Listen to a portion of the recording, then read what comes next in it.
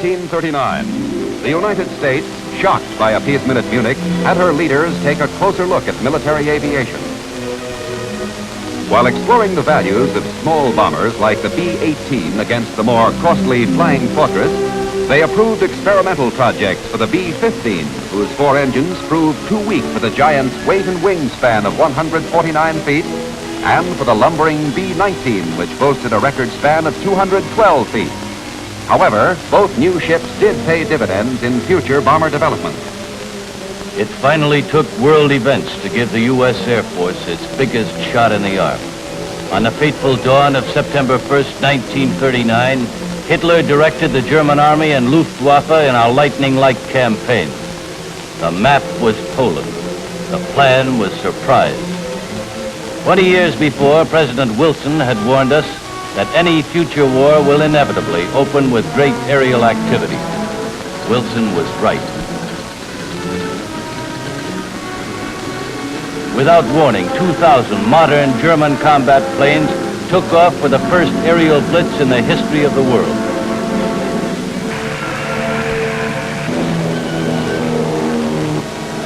Poland died on its airfield.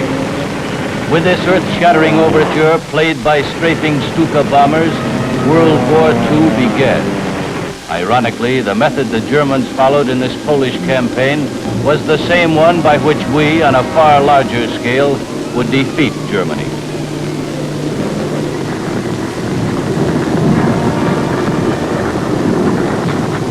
As thousands of bombs demolished Polish cities, the U.S. Air Corps learned a lesson.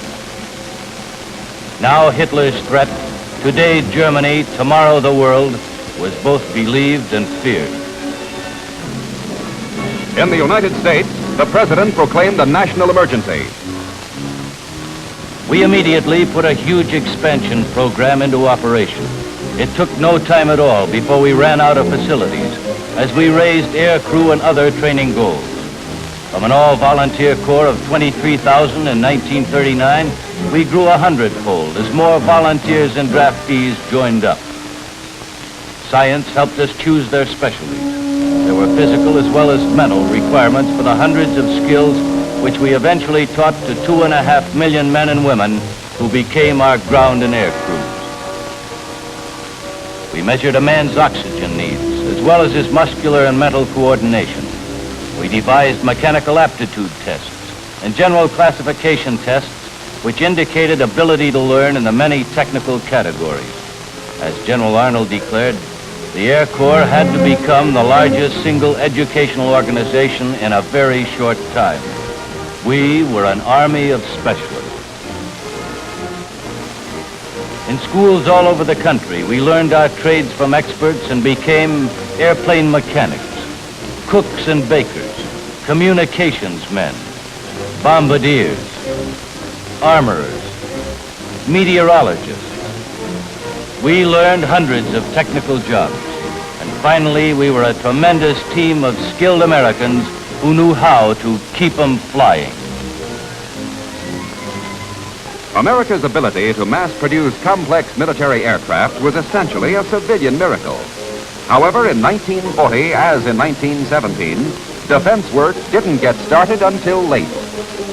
War had stopped the wheels of industry, and conversion took time, valuable time. Many factors made the miracle possible. Waiting airplane designs, inexhaustible raw materials and highly adaptable industry, a variety of well-established aviation companies, willing defense workers, and a goal. I should like to see this nation geared up to the ability to turn out at least 50,000 planes a year.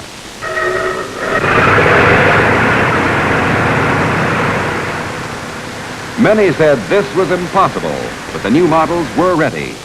B-25 Mitchell by North American. P-38 Lightning by Lockheed.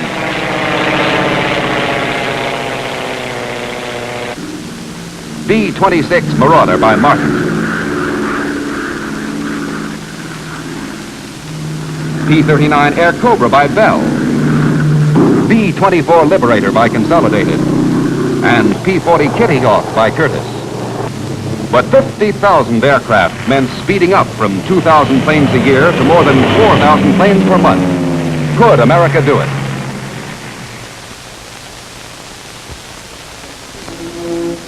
When German forces, led by her Luftwaffe, began to overrun the map of Europe early in 1940, across Denmark and Norway, then southward, speeding over Holland and Belgium toward France, I, as a military observer, filed my reports. The air war that everyone feared had, in fact, started. The smirking Luftwaffe was repeating its Polish success as it paved the way for advancing panzers which crushed 3.5 million French soldiers. While German troops and airmen goose-stepped on the heart of Paris, the Luftwaffe was invincible. But the triumphs of 1939 and 40 had all been scored against weak opposition. After the French surrender, June 22nd, only the RAF remained for the Luftwaffe to conquer. A test of strength soon came, the Battle for Britain.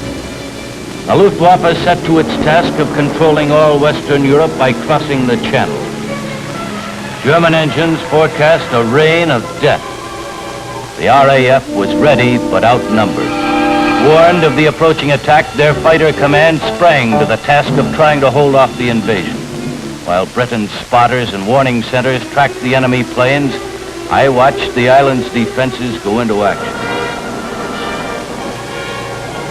The outnumbered few fought back with more than blood, sweat, and tears. They had Spitfires and Hurricanes in their aircraft arsenal and a modest but well-trained force of airmen. The best that Goering had to offer was knocked out of the sky.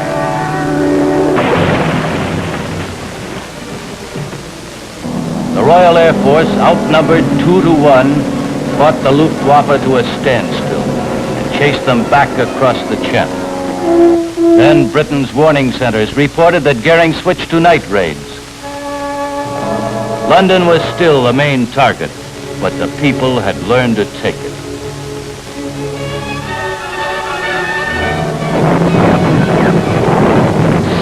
Although slowed down by ground and air defenses, the Luftwaffe's final effort was desperate. Her repeated night raids on southern ports and shipping were furious, but Britain was saved. Out of the London Blitz came new cooperation with friendly nations for U.S. air defense. The President revealed an agreement transferring 50 overage destroyers to Great Britain in exchange for the right to establish air and naval bases at 8 key points. We received 99-year leases on sites in Newfoundland, Bermuda, the Bahamas, St. Lucia, Jamaica, Antigua, Trinidad, and British Guiana. For bases such as these, late in 1941, Army engineers began to practice building airfields in a hurry, a job they eventually did all around the world. At the Louisiana and Carolina maneuvers, steel carpets for airplanes were tried with excellent results. Air leaders called these landing mats the year's greatest achievement in aviation. Rivalry between Air Commanders William Kepner and Asa Duncan was keen, and every effort was made to simulate actual war conditions as they existed in Europe at the moment. Except that Hitler didn't use sacks of flour.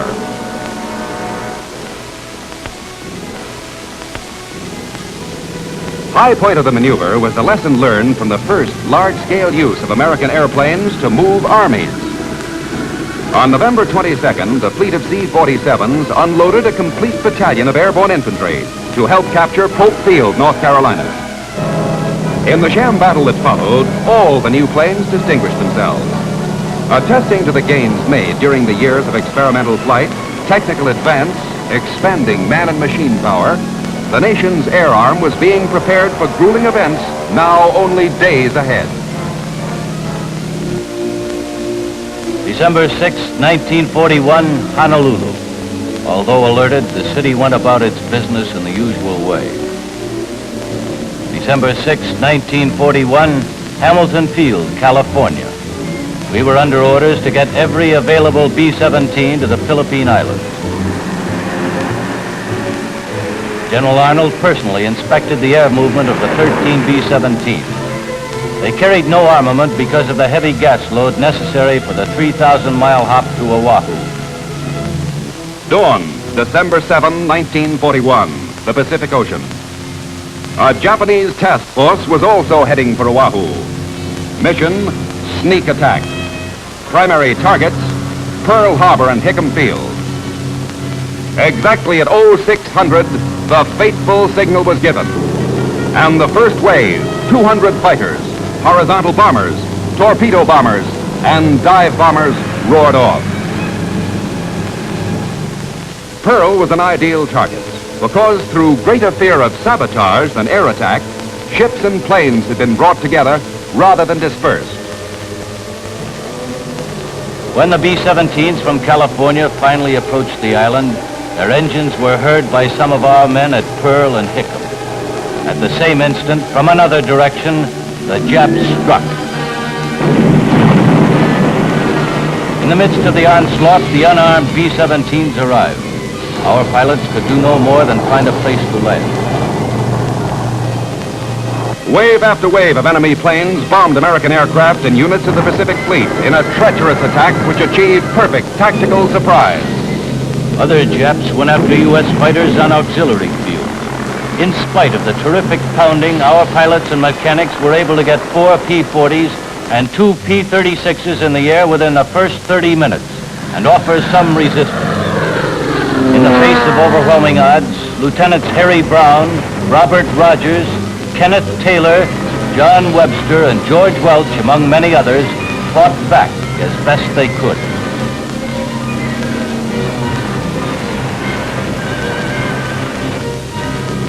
At the end of the single air attack, the United States had suffered a crushing blow, and the nation was at war. The Jap squadrons returned to their carriers with a loss of only 49 planes, a cheap price for so great a victory. Although America had paid heavily for being unprepared, the U.S. Air Force, led by men like Hap Arnold, began to rise from the disaster. We are faced with a tough job, but I know that we can do it. And with all due reverence, I say, by God, we will do it.